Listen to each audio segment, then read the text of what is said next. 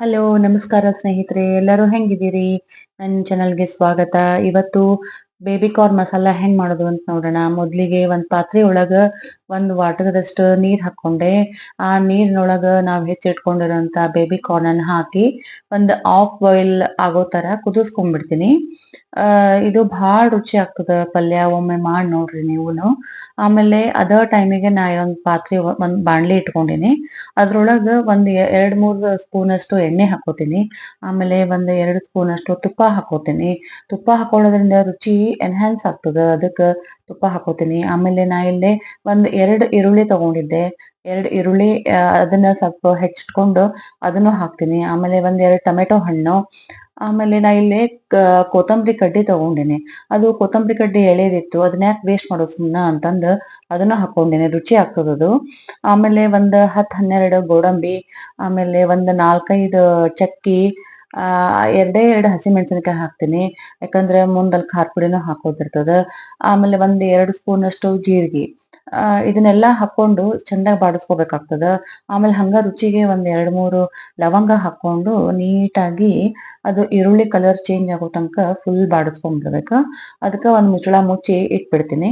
ಈಗ ನೋಡ್ರಿ ಅಷ್ಟ್ರೊಳಗನ ಇದು ಬೇಬಿ ಕಾರ್ನ್ ಫುಲ್ ಬೆಂದ್ ಬಿಟ್ಟದ ಇದು. ಇವಾಗ ಇದನ್ನ ಸೈಡ್ ತೆಗೆದು ಇಟ್ಕೊಂಡ್ಬಿಡ್ತೀನಿ ಇದನ್ನ. ನೋಡ್ರಿ ಮಸ್ತ್ ಆಗ್ಯದ. ಎಲ್ಲಾ ಫುಲ್ ಕಲರ್ ಚೇಂಜ್ ಆಗ್ಯದ ನೋಡ್ರಿ ಈರುಳ್ಳಿದು.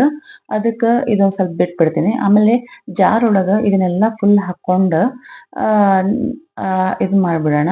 ಬಿಸಿ ಇದ್ದಾಗ ಹಾಕೋಬಾರ್ದು ಇದು. ಅದಕ್ಕ ಆಮೇಲೆ ಮತ್ತ್ ಅದಕ್ಕ ಇಲ್ಲಿ ಸೈಡಿಗೆ ಇನ್ನೊಂದ್ ಬಾಣ್ಲಿ ಒಳಗ ಏನ್ ಮಾಡ್ತೀನಿ, ಒಂದ್ 2 ಸ್ಪೂನ್ ಅಷ್ಟು ಎಣ್ಣೆ ಹಾಕೊಂಡು ಇಲ್ಲಿ ನಾನು ಈರುಳ್ಳಿ ಮತ್ತ ಟೊಮೆಟೊ ಹಣ್ಣು ಒಂದೊಂದ್ ತಗೊಂಡಿನಿ. ಇದನ್ನ ಸಣ್ಣದಾಗಿ ಹೆಚ್ಚಿಟ್ಕೊಂಡ್ಬಿಟ್ಟಿನಿ. ಭಾಳ ಸಣ್ಣದಾಗಿ ಚಾಪ್ ಮಾಡ್ಕೊಂಡು ಇದನ್ನ ಚಲೋತ್ನಾಗಿ ಬಾಡಿಸ್ಕೋಬೇಕ. ಇಲ್ಲೂ ಅಷ್ಟ ಈರುಳ್ಳಿ ಟೊಮೆಟೊ ಹಣ್ಣಿನ ಕಲರ್ ಫುಲ್ ಚೇಂಜ್ ಆಗ್ಬೇಕ. ಇಲ್ಲಿ ಒಂದ್ ಅರ್ಧ ಟೀ ಸ್ಪೂನ್ ಅಷ್ಟು ಇದು ಹಾಕ್ತೀನಿ, ಅರಿಶಿಣ ಪುಡಿ ಹಾಕೋತೀನಿ. ಆಮೇಲೆ ಒಂದ್ 2 ಸ್ಪೂನ್ ಅಷ್ಟು ಖಾರ ಪುಡಿ ಹಾಕೋತೀನಿ. ಖಾರ ನೋಡ್ ಹಾಕೊಳ್ರಿ, ಯಾಕಂದ್ರೆ ನಾವು ಮೆಣಸಿನಕಾಯಿನೂ ಹಾಕಿರ್ತೀವಿ. ಆಮೇಲೆ ಒಂದ್ ಅರ್ಧ ಟೀ ಸ್ಪೂನ್ ಅಥವಾ 3/4 ಟೀ ಸ್ಪೂನ್ ಅಷ್ಟು ಗರಂ ಮಸಾಲೆ. ಆಮೇಲೆ 2 ಧನಿಯಾ ಪುಡಿ ಹಾಕೋತೀನಿ, 2 ಸ್ಪೂನ್ ಅಷ್ಟು ಹಾಕೊಂಡು ನೀಟಾಗಿ ಒಂದ್ಸರ್ತಿ ಬಾಡಿಸ್ಕೊಂಡ್ಬಿಡ್ತೀನಿ. ನೋಡ್ರಿ ಇವಾಗ ಎಷ್ಟು ಚಲೋ ಆಗ್ಯದ. ಆಮೇಲೆ ಅದೆಲ್ಲ ಎಣ್ಣೆ ಎಲ್ಲ ಹೆಂಗ್ ಬಿಟ್ಕೊಂಡ್ ಬರ್ಲಿಕ್ಕತ್ತದ. ಆಮೇಲೆ ನಾವಿಲ್ಲಿ ಮಿಕ್ಸರ್ ಹಾಕೊಂಡಿದ್ವಲ್ಲ, ಅದು ಫುಲ್ ತಣ್ಣಗಾಗ್ಯದ. ಅದಕ್ಕ ಒಂದ್ 2 ಸ್ಪೂನ್ ಅಷ್ಟು ಗಸಗಸಿ ಹಾಕೋತೀನಿ ನಾನು. ಗಸಗಸಿ ಹಾಕೊಂಡು ನೈಸ್ ಪೇಸ್ಟ್ ಮಾಡ್ಕೊಂಡ್ ಬಂದ್ಬಿಡ್ತೀನಿ. ಇನ್ನೊಂದ್ ಪಾತ್ರೆ ಒಳಗ ಅದು ಈರುಳ್ಳಿ ಏನ್ ಮಾಡ್ಕೊಂಡಿದ್ವಲ್ಲ ನಾವು, ಅದ್ರೊಳಗೆ ಇದನ್ನ ಗ್ರೇವಿ ಹಾಕಿ ನೀಟಾಗಿ ಬಾಡಿಸ್ತೀನಿ.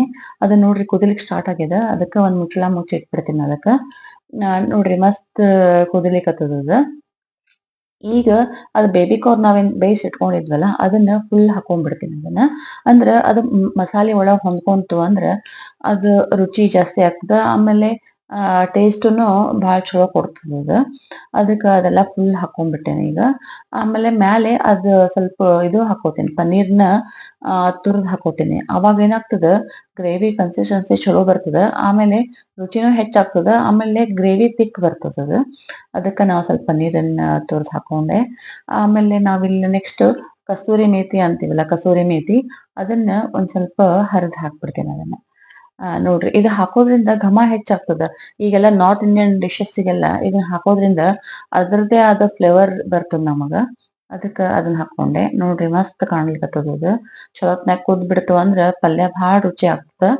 ಆಮೇಲೆ ನೆಕ್ಸ್ಟ್ ಸ್ವಲ್ಪ ಸ್ವಲ್ಪ ಕೊತ್ತಂಬರಿ ಹಾಕೋತೀನಿ. ಸ್ವಲ್ಪ ಹಾಕೊಂಡ್ರೆ ಸಾಕಾಗ್ತದ. ಮತ್ತ್ ಗಾರ್ನಿಶಿಂಗಿಗೂ ಸ್ವಲ್ಪ ಹಾಕೋತೇನೆ ನಾನು.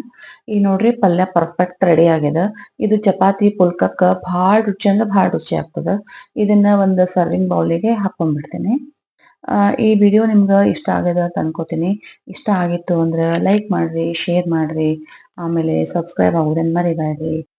ಗಾರ್ನಿಶಿಂಗಿಗೆ ಒಂದ್ ಸ್ವಲ್ಪ ಪನ್ನೀರನ್ನ ತುರ್ದ್ ಹಾಕೋತೀನಿ. ಆಮೇಲೆ ಒಂದ್ ಸ್ವಲ್ಪ ಸ್ವಲ್ಪ ಕೊತ್ತಂಬರಿ ಹಾಕೋತೀನಿ.